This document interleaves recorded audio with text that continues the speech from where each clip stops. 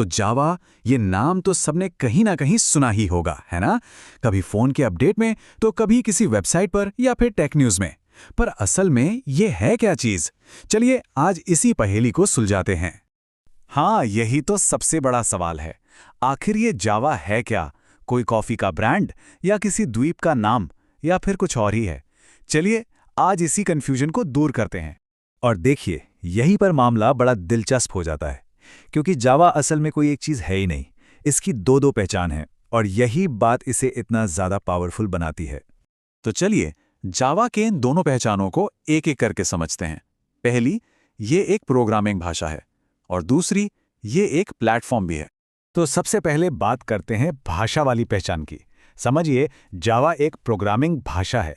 ठीक वैसे ही जैसे एक टीचर अपने स्टूडेंट्स को इंस्ट्रक्शन देता है, वैसे ही एक प्रोग्रामर जावा का इस्तेमाल करके कंप्यूटर को बताता है कि उसे क्या करना है। मतलब ये कोड ही कंप्यूटर को सब कुछ सिखाता है, चाहे कोई कैलकुलेशन करनी हो, किसी वेबसाइट पर लॉगिन करना हो, या फिर ऑनलाइन पेमेंट प्रोसेस करना हो। अब आते हैं जावा की दूसरी पहचान पर, एक प्लेटफॉर्म। इसे एक बने बनाए स्टेज की तरह सोचिए।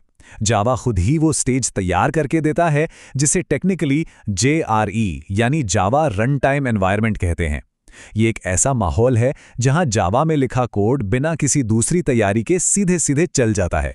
तो सवाल ये है कि आखिर ये कमाल की टेक्नोलॉजी आई कहां से? इसकी कहानी भी उतनी ही मजेदार है जितनी कि ये टेक्नोलॉजी खुद। ये कहानी शुरू होती है एक शख्स से, जेम्स गॉसलिंग। सन माइक्रोसिस्टम्स में अपनी टीम के साथ इन्होंने कुछ ऐसा बनाया जिसने टेक्नोलॉजी की दुनिया का नक्शा ही हमेशा के लिए बदल दिया। तो देखिए, इसका सफर शुरू हुआ 1991 में, फिर 1995 में इसका पहला टेस्टिंग वर्जन आया, और 1996 में दुनिया के सामने इसका पहला स्टेबल वर्जन JDK 1.0 लॉन्च हुआ। और तब से लेकर आज साल 2024 तक जावा 22 के साथ ये लगातार बेहतर होता जा रहा है। लेकिन सवाल ये है कि जावा इतना पॉपुलर हुआ कैसे? ऐसा क्या था इसमें? इसका राज इसकी 5 खासियतों में छिपा है। ये हैं वो 5 पिलर्स। ये प्लेटफॉर्म इंडिपेंडेंट है, ऑब्जेक्ट ओरिएंटेड है, रोबस्ट यानी मजबूत है, सिक्योर यानी सुरक्षित है, और पोर्टेबल है। चलिए एक एक करके इन सभी को समझते हैं। इसकी सबसे बड़ी और सबसे जबरदस्त ताकत इसी एक लाइन में छिपी है, राइट वंस रन एनीवेयर। मतलब एक बार लिखो और कहीं भी चलाओ। जरा सोचिए, उस जमाने में अगर विंडोज के लिए कोई सॉफ्टवेयर बना तो उसे मैक पर चलाने के लिए पूरा का पूरा कोड फिर से लिखना पड़ता था।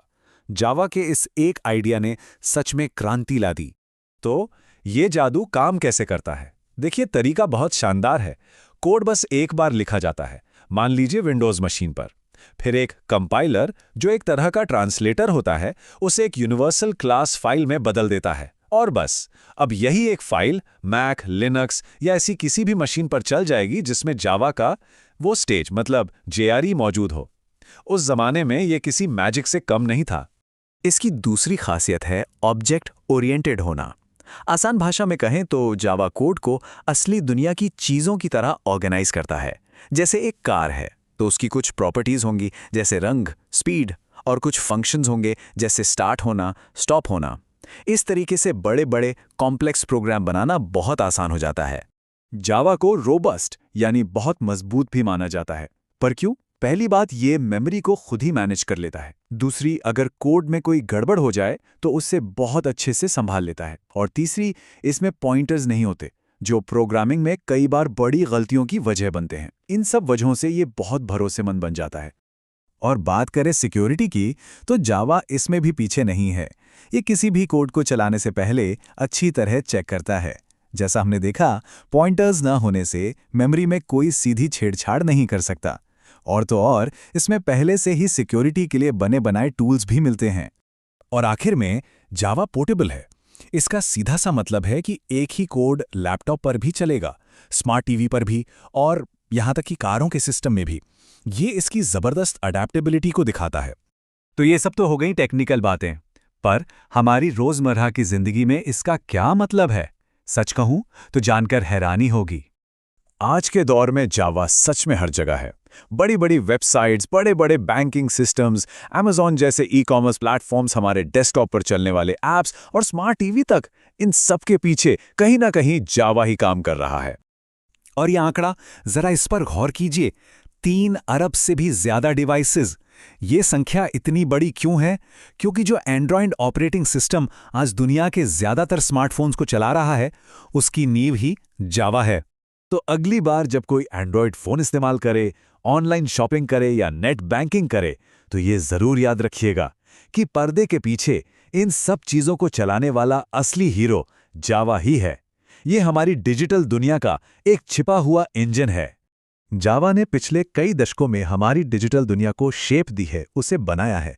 तो अब सबसे बड़ा सवाल ये उठता है कि ये आगे क्या बनाएगा?